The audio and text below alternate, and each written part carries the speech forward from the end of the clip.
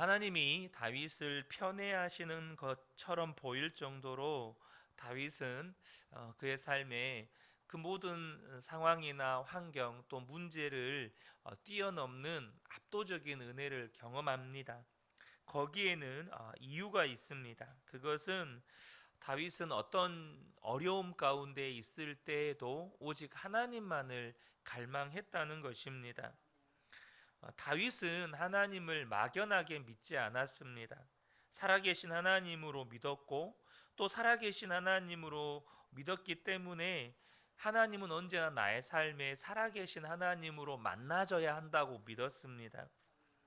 그래서 다윗에게 있는 하나님을 향한 갈급함과 사모함은 우리 눈에 볼 때 정말 미친 사람처럼 보일 정도였죠.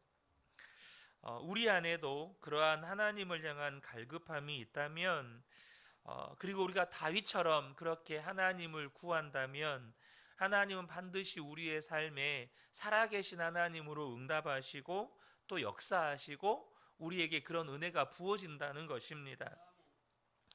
이 하나님을 향한 갈급함은 성령의 역사입니다. 요한복음 6장 44절을 보면 나를 보내신 아버지께서 이끌지 아니하시면 아무도 내게 올 수 없으니 라고 말씀하십니다. 그러니까 우리 안에 하나님을 향해 나아가는 마음, 하나님을 향해 갈급해하는 마음이 있다는 건 우리 안에 계시는 성령님의 역사라는 거죠.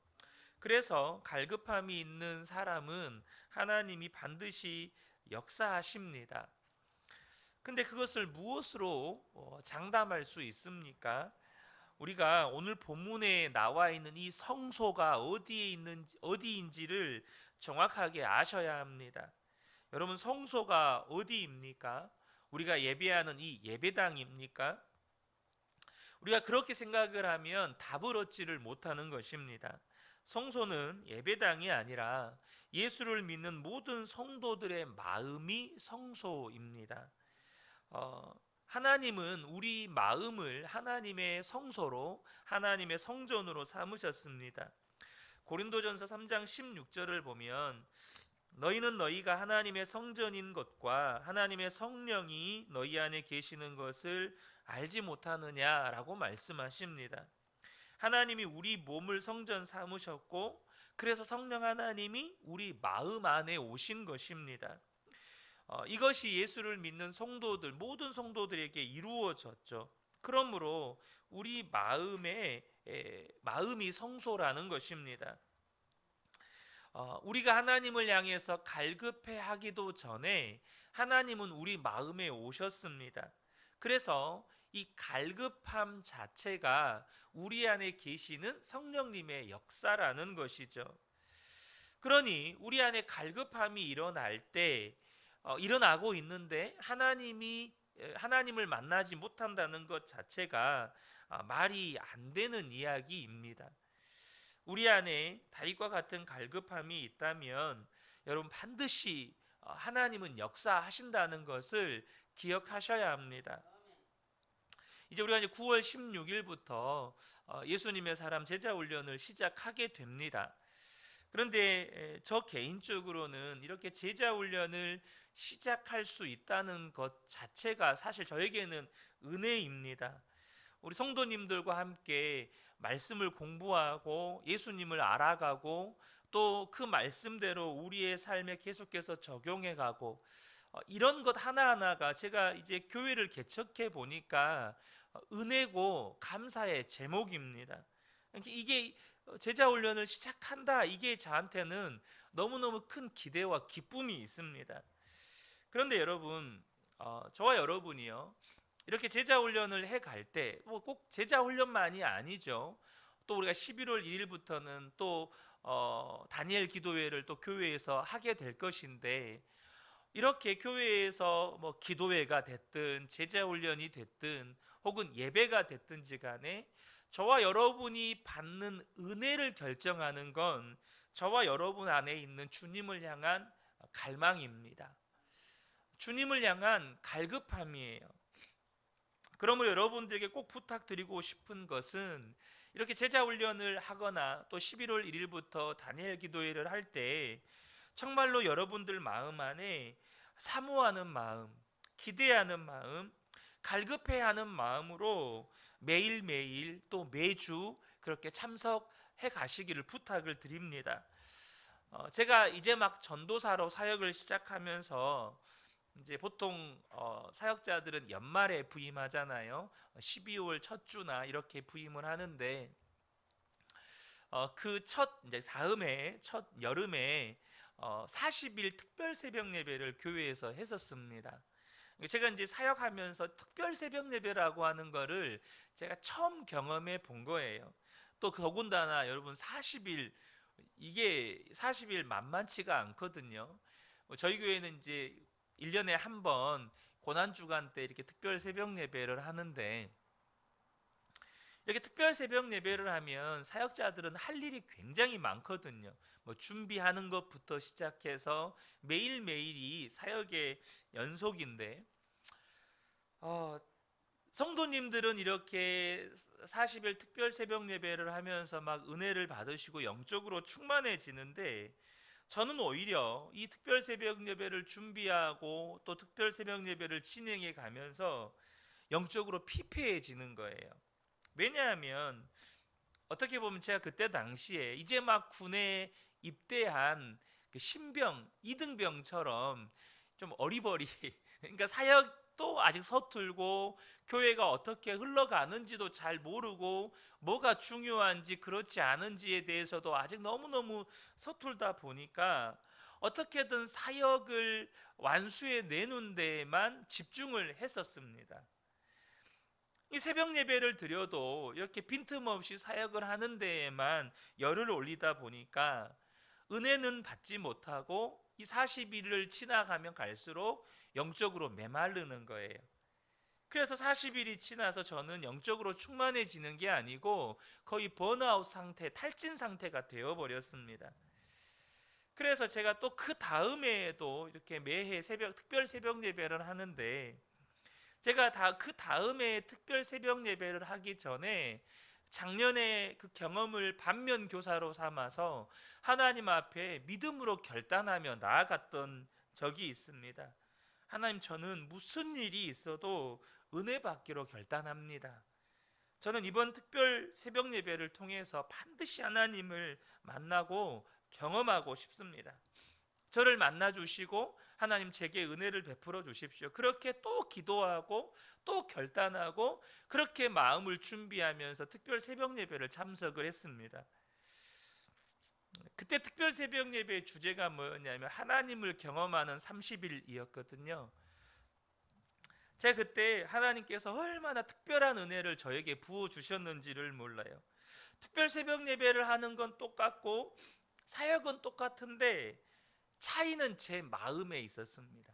제 마음 안에 하나님 앞에 은혜 받고자 하는 갈망, 또 믿음의 결단들, 그렇게 주님의 은혜를 사모하고 또 사모하고 나아갔을 때 똑같이 특별 새벽 예배를 하고 하는 사역은 똑같고 여전히 사역들은 많은데 저는 더 영적으로 충만해지는 거예요. 정말 그때 많은 개인적인 간증들이 있었습니다. 만약에 다윗이요, 지금 오늘날 저와 여러분과 함께 신앙생활을 한다면 아마 두 가지로 인해서 깜짝 놀라게 될 것입니다. 첫 번째는 뭐냐면 하나님이 우리 마음 안에 들어와 계시다는 것으로 인하여 깜짝 놀라게 될 거예요. 다윗은 성소에서 하나님을 그렇게 사모하고 그렇게 매달렸어요. 그때 당시에 성소는 법궤가 있는 이 성막이었고 성전이었어요. 그곳에 나아가서 하나님의 은혜를 사모했고 하나님을 갈망했다고요. 그런데 우리는요, 그 하나님을 마음에 모시고 살아요. 그 하나님이 우리 마음 안에 들어와 계시는 거예요. 그러니까 다윗은 그것을 보고 너무너무 놀라는 거죠. 어떻게 이런 복을 받으셨습니까? 저는 평생에 그 한 가지 복을 하나님 앞에 그렇게 구했는데. 그런데 또 하나 놀라는 것이 있어요. 그게 뭐냐면 어떻게 이렇게 놀라운 은혜를 받았으면서, 어떻게 하나님을 마음에 모시고 살면서 하나님이 없는 사람처럼 예배하고 하나님이 없는 사람처럼 살아갈 수 있습니까? 그걸 보고 또 놀라는 거예요. 여러분, 다윗은요, 하나님을 마음에 모시고 사는 사람이 아니었는데도 불구하고 여호와의 법궤가 예루살렘에 들어올 때 여러분, 하체가 다 드러날 정도로 뛰면서 하나님을 향해 예배했습니다. 그렇게 기뻐했어요. 근데 우리는 그 하나님을 마음에 모시고 살면서도 하나님이 없는 사람처럼 예배를 할 때가 많아요. 하나님이 없는 사람처럼 하나님의 말씀을 들을 때도 많아요. 하나님이 없는 사람처럼 마치 어떤 문제를 만나면 세상이 끝나버린 것처럼 탄식하고 좌절하고 절망할 때가 많아요. 다윗에게는 그게 충격인 거예요. 어떻게 하나님을 마음에 모시고 살면서 하나님이 없는 사람처럼 살 수가 있습니까? 어떻게 그렇게 원망하고 불평할 수가 있나요? 어떻게 그런 문제 하나 때문에 좌절하고 절망할 수가 있습니까? 어떻게 하나님을 마음에 모시고 살면서도 그렇게 무기력하게 살 수가 있으며, 그렇게 하나님을 예배하면서도 감격과 감동과 기쁨이 없이 예배할 수 있습니까? 여러분, 우리가 정말로 알아야 할 것은 그것이 하나님을 무시하는 것이라는 겁니다. 분명히 하나님이 우리 안에 들어와 계시는데 그 하나님을 알아주지도 않고 하나님을 믿지도 않고 기뻐하지도 않으면 그게 여러분 믿는 게 아니라는 거예요. 여러분, 무시라는 게 뭡니까? 무시라고 하는 건 쉽게 이야기하면 존재감이 없는 겁니다. 내가 어떤 모임에 갔어요. 근데 사람들이 나를 아는 체를 안 해줘요. 오셨어요. 잘 오셨습니다. 우리 그러잖아요. 인사를 하잖아요. 어떤 모임에 가면 안녕하세요, 잘 오셨습니다, 환영합니다, 반갑습니다, 그렇게 인사를 한다고요. 그 사람을 환영하고 인사하고 안부를 묻고 그 사람이 온 것을 기뻐해 주고, 근데 그 모임에 갔는데 누구도 나를 아는 체도 안 해주고 인사도 안 해주고 환영도 안 해주고 음식을 먹어도 나와 같이 먹지도 않고 그냥 대면대면하고 말도 안 걸어주고 뭘 물어봐도 대답도 안 하고 존재감이 없어요. 그게 무시라는 거죠. 마찬가지로 하나님이 내 안에 계시는데 존재감이 없어요. 왜요? 하나님이 안 계시기 때문에 존재감이 없는 게 아니라 내가 그 하나님을 무시하고 살기 때문에 존재감이 없는 거예요. 그 하나님을 바라보지도 않고 그 하나님께 인사하지도 않고 그 하나님께 뭘 묻지도 않고 그 하나님을 기뻐하지도 않고 그 하나님과 동행하지도 않는 거예요. 내 안에 계신 하나님과 상관없이 그냥 나는 사는 거예요. 그게 하나님을 무시하는 것이죠. 사랑하는 성도 여러분, 저와 여러분 안에 하나님이 계십니다. 하나님이 들어와 계세요. 그러면 우리 안에 마땅히 일어나야 하는 반응이 뭐죠? 그 하나님을 바라봐야 하는 거예요. 그 하나님께 말을 거셔야 돼요. 그 하나님께 우리가 물으셔야 돼요. 그 하나님 앞에 이제는 응답 받으셔야 돼요. 다윗은 정말로 하나님께 매달렸어요. 그래서 8절에 이 몸이 주께 매달리니 주님의 오른손이 나를 꼭 붙잡아 주십니다.